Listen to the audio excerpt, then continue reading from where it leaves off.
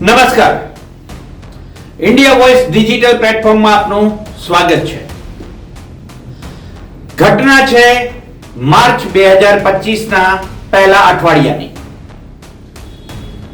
આ ઘટના પછી લગભગ 2-3 મહિના સુધી સમગ્ર મીડિયા જગતમાં ગોંડલ અને ગોંડલ સિવાય કોઈ વાત નહોતી. એમ માનો કે એક નેરેટિવ ઊભો થઈ રહ્યો હતો, એક પરસેપ્શન બની રહ્યા હતા કે હવે ગોંડલમાં શું, ક્યારે, કેવી રીતે અને કેમ.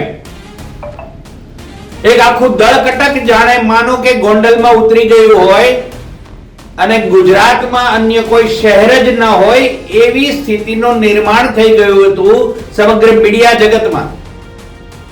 ખાસ કરી અને સોશિયલ મીડિયાએ ગોંડલ સિવાય અન્ય કોઈ સમાચાર જ ન હોય એ પ્રકારની પ્રસ્તુતિનું એક વલણ લીધું હોવાનું કહેવાય છે.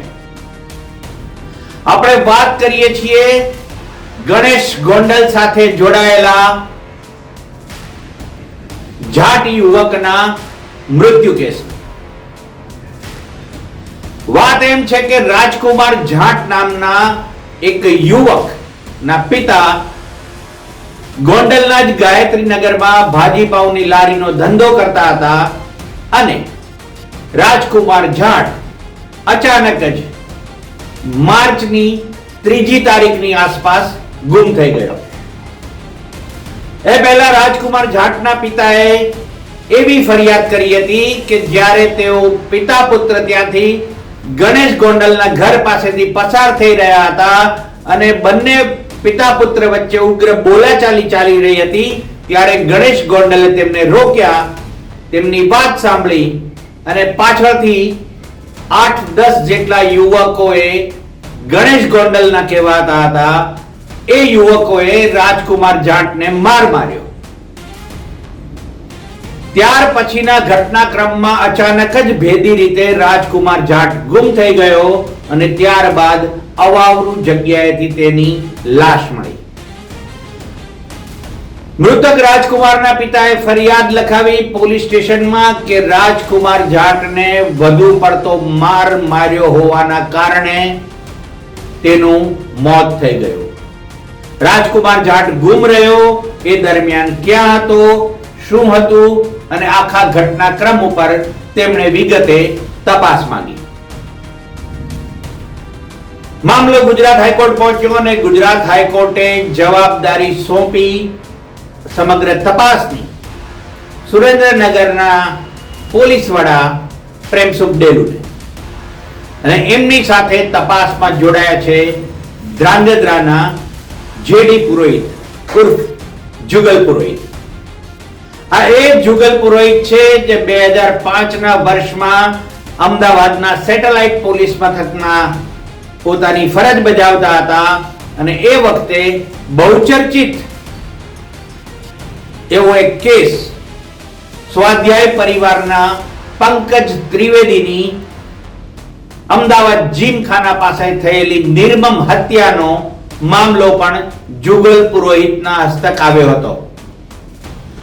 પંકજ ત્રિવેદી મર્ડર કેસના 19મા દિવસે લગભગ તમામ આરોપીઓ જે સૌરાષ્ટ્ર બાજુના હતા એ ઝડપાઈ ગયા હતા.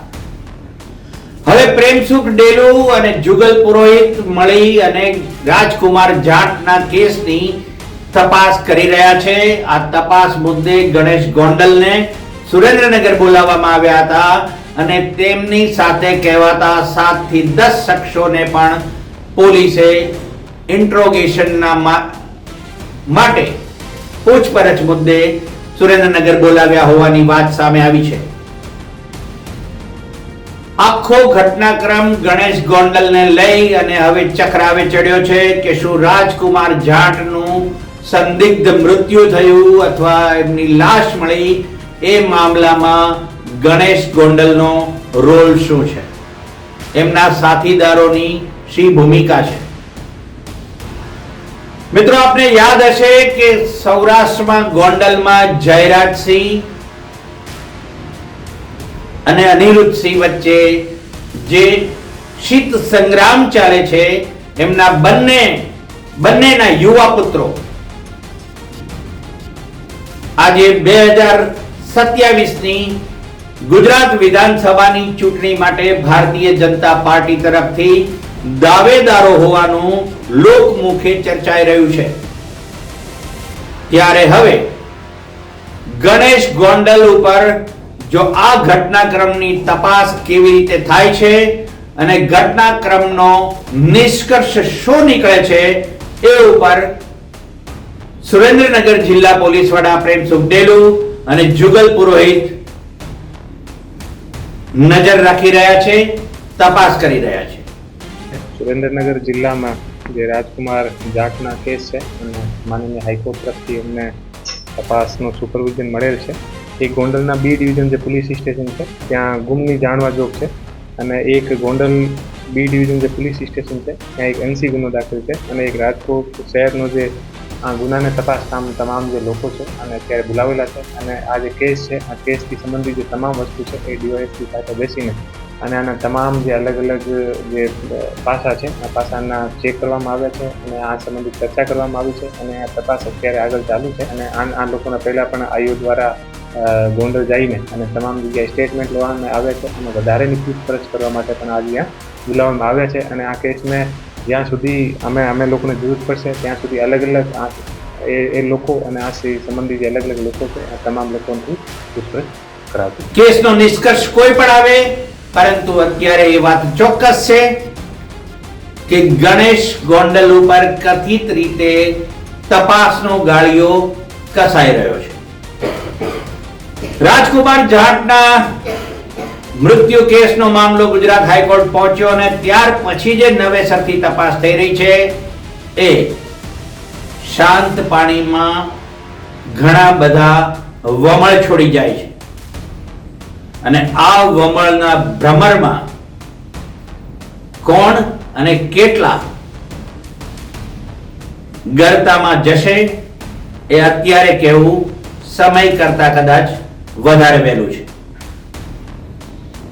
સમગ્ર કેસનો ઘટનાક્રમ આપને નિયમિત રૂપે અપડેટ કરતા રહેશું, પરંતુ જોડાયેલા રહેજો ઇન્ડિયા વોઇસ ગુજરાતી સાથે. ત્યાં સુધી નમસ્કાર.